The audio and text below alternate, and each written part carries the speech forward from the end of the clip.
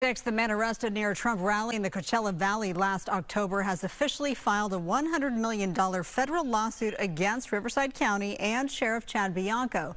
The complaint filed today by Vem Miller accuses the defendants of First Amendment rights, violations, slander, and libel for falsely suggesting he was trying to assassinate Donald Trump. I spoke to Miller, a self-proclaimed Trump supporter, and his attorney about taking this next step against the sheriff and the county.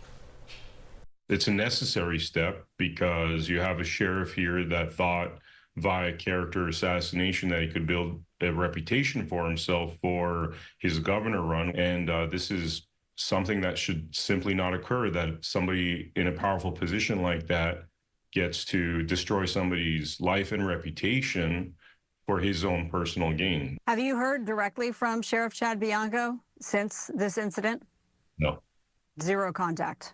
No, zero contact. I've had intermediaries speak to him, and he keeps doubling down. He maintained his false assertion that Mr. Miller's deputies, quote, prevented another assassination attempt. This goes way beyond merely Sheriff Bianco getting some facts wrong, because they were not even close, so they weren't just wrong, they were entirely false. How has your life changed since this incident? How has it been negatively impacted?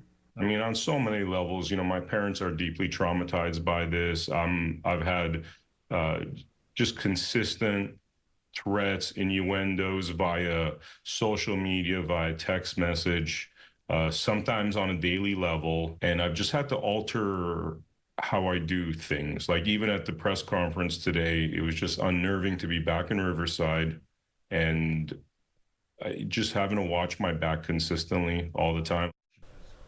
Miller, a Nevada resident, was armed the day he was arrested with weapons in the back of his SUV. He says he didn't realize the difference between Nevada and California gun laws. He says he never intended to assassinate President Trump. After the arrest, Sheriff Bianco maintained his deputies probably stopped a third assassination attempt. We did, of course, reach out to Bianco and the county for comment today and have yet to hear back. Shortly after that arrest and his remarks about this potential third assassination attempt, he joined us at 6. I asked him, did you, Sheriff, at this point, do you have any regrets about calling this a potential assassination attempt? And he said no. Yeah, I mean, and if you said yes, that might have potentially impacted this lawsuit too.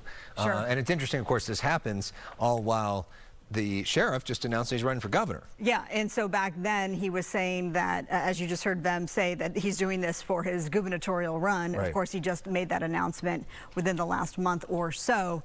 Hindsight's 20/20, I suppose. So, speaking